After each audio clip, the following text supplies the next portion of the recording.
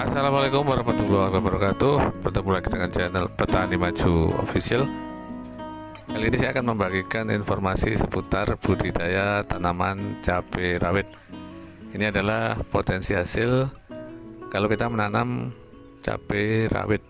Jadi untuk lahan seluas 1 hektar kurang lebih biayanya antara 40 sampai 50 juta.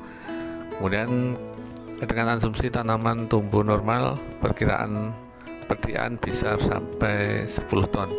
Kalau kita pakai asumsi harga 70.000 per kilo, maka akan terkumpul uang panen sebesar 700 juta rupiah. Adapun untuk mencapai panen maksimal itu ada kiat-kiatnya, jadi tidak asal menanam, tidak sembarangan menanam. Jadi berapapun modal Anda, berapapun uang yang Anda gunakan, tidak akan kembali kalau Anda tidak mengetahui caranya. Jadi ibaratnya berapapun uang yang Anda tebar di sawah, uang tersebut tidak akan kembali. Jadi sebelum Anda memutuskan untuk budidaya, Anda harus memahami dulu kiat-kiatnya. Yang pertama adalah pemilihan lokasi tanam. Jadi pemilihan lokasi tanam ini menentukan setidaknya 50% dari keberhasilan Anda. Kalau Anda tepat dalam memilih lokasi tanam, paling tidak kemungkinan suksesnya sudah 50%. Kemudian yang kedua, penggunaan pestisida harus tepat dosis dan tepat sasaran.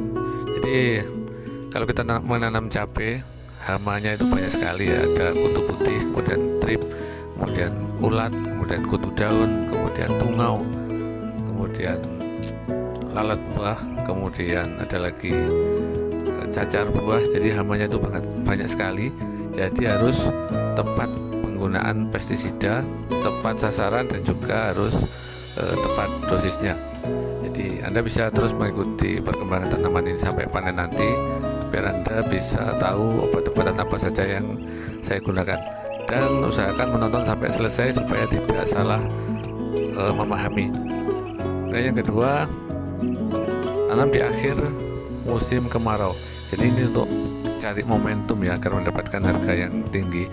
Jadi memang harga ini nggak bisa ditentukan, nggak ada yang bisa memastikan. Jadi kita hanya bisa memprediksi, bisa benar bisa salah. Namun ada kecenderungan dari tahun ke tahun itu, kalau tanamnya di akhir musim kemarau, nanti panennya di saat musim penghujan. Kecenderungan ini, sekali lagi ya saya tegaskan, kecenderungan harga tinggi. Jadi tidak bisa dipastikan, namun hanya kecenderungan harga tinggi.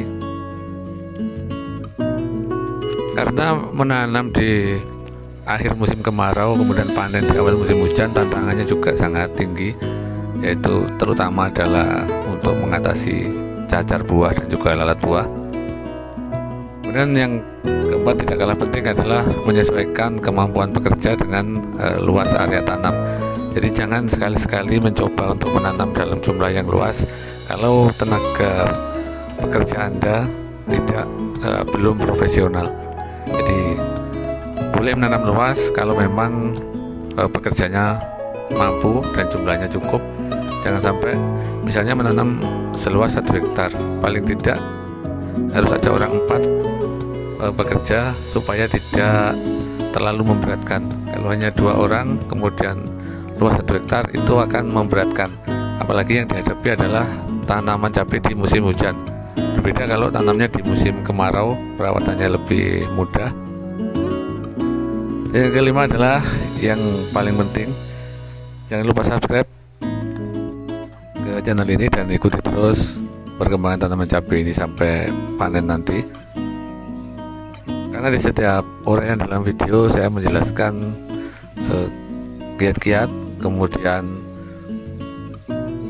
tentang obat-obatan, tentang pupuk, biasanya saya jelaskan melalui video seperti ini. Pekerjaan bisa ditiru atau dicontoh, tapi rezeki tidak bisa.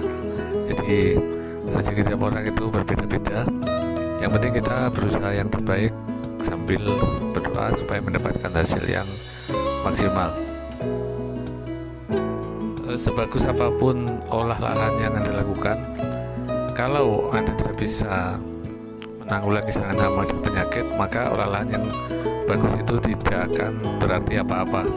Dan sebagus apapun pestisida atau insektisida yang Anda gunakan, kalau lingkungannya sudah parah, sudah kotor ya, sudah endemi, maka obat sebagus apapun juga tidak akan mempan.